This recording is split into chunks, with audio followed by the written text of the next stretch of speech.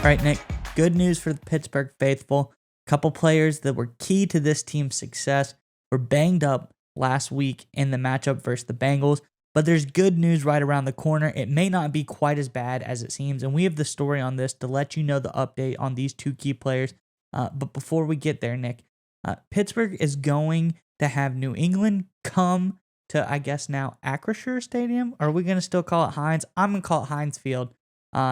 They're coming into Heinz Field. It's a big game, a big matchup, but I think that Pittsburgh is looking pretty good coming in this game.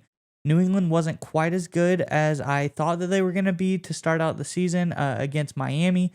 Pittsburgh on offense, decent. Defense, phenomenal. So I want to ask Pittsburgh. Obviously, this is a pretty big game. Having New England come home, first home opener of the season, and we have to know who on this defense do you think is going to make the biggest impact in this game? Let us know in the comments below. There's a lot of good options. I think Minkah Fitzpatrick looked fantastic last week. Does he have a repeat performance? But let us know in the comments below who's going to make the biggest impact this week against New England. But Nick, let's hear that good injury news. Yeah, so obviously someone on defense is going to have to step up because TJ Watt, as you alluded to, was hurt against the Cincinnati Bengals. But there is good news on that front. This is according to ESPN.com. Doctors determined that Pittsburgh Steelers TJ Watt does not need surgery on his torn pectoral, and the star pass rusher is expected to miss about 6 weeks, a source told ESPN's Adam Schefter. Watt, who suffered the injury on Sunday in a 23-20 overtime victory over the Bengals, had sought out second and third opinions after it was initially thought that he did, in fact, tear his pec. Steelers coach Mike Tomlin said earlier Tuesday the organization was, quote, encouraged about the injury outlook for the reigning defensive player of the year.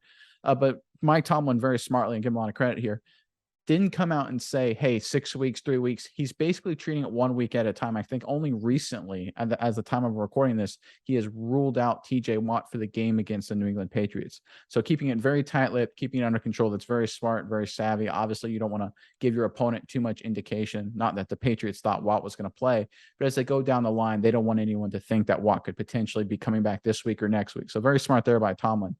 But that's not the only good injury news coming out of Pittsburgh. So this is according to SI.com. Steelers running back Najee Harris is expected to play, potentially see less snaps moving forward. Pittsburgh Steelers running back Najee Harris has questions surrounding his health for week 2, but the second-year back feels confident he'll play play against the New England Patriots. According to the second-year back, he does plan to play in week 2. He doesn't expect to take every snap, though. Undrafted rookie Jaylen Warren will take some of the workload to help reduce Harris's touches and protect the longevity of the running back moving forward. Again, that's pretty smart. Obviously, it's a long season. You've got a guy like Harris who uses the passing game, use him a lot of different ways. You don't want to get hurt early in the season when you got big games, obviously 16 more games, including this Patriots matchup. So, Miles, obviously, this is some good news. TJ Watt was originally rumored to be out, the entire year potentially, which would be devastating. Najee Harris, a bell cow running back, a big part of that offense. Who knows, especially when you hurt your ankle, hurt your foot, how long you could potentially miss from the running back position. So, again, not missing any time at all is huge. What do you think of all this with Pittsburgh going forward, first against the Patriots and, the long term in the entire NFL season?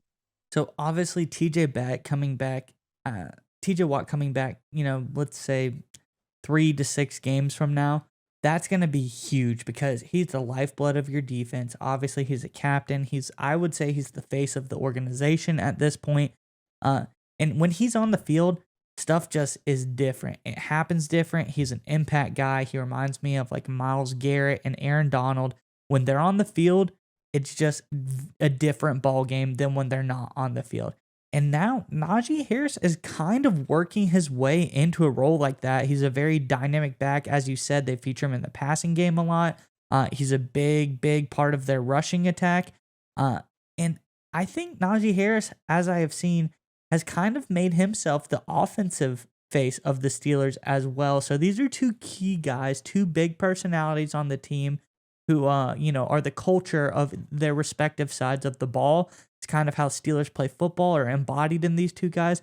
So having good news, Najee going to be able to make it to the week 2 game, huge. And as soon as Watt can get back, the better for this Pittsburgh defense. Because as I alluded to, when he's on the field, it's just a different ball game out there. Yeah, and you talk about the timing of it couldn't be better, actually, the fact that it's only 6 weeks, because if you look at the quarterbacks that the Steelers are facing over the next 6 weeks, you got Mac Jones, above average, we'll say. Then you got Jacoby Brissett, and then either Joe Flacco or Zach Wilson. You do have Josh Allen and Tom Brady, but then you go Tua and Jalen Hurts. So that's not the end of the world in terms of tough quarterback situations. And then after their bye, they kind of go through a murderer's row. They got Joe Burrow, they got Matt Ryan, Lamar Jackson twice. They've got Derek Carr. They get Cleveland at the end of the year when Deshaun Watson could theoretically be playing. So the fact that TJ Watt will be back for at least that home stretch, that second half of the year, is 100% huge.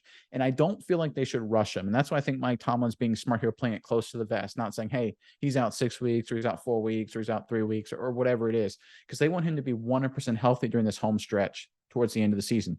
Because you know how the Pittsburgh Steelers roll. They always kind of find a way to win games they shouldn't win. They stay in the game. They stay in the playoff hunt long enough. This is a brutal AFC North, like you and I talk about all the time. All that matters is staying alive. That's why that opening win against the Bengals was so big, because that was a game they probably could have potentially given away, but the special teams and defense made enough plays to push them over the top. If they're able to just ride this storm out defensively with TJ Watt out, then they'll be able to move into the second half of the season and really make their move like they did in 2021 to kind of get into the playoffs. And that's all you have to focus if you're a Pittsburgh fan. Just find a way to get into the playoffs. And I really think this good news kind of really helps support that momentum. Granted, there's going to be some challenges, obviously, with Watt out the fold, but I really think as they move forward past that, especially past their bye, this defense will be very strong.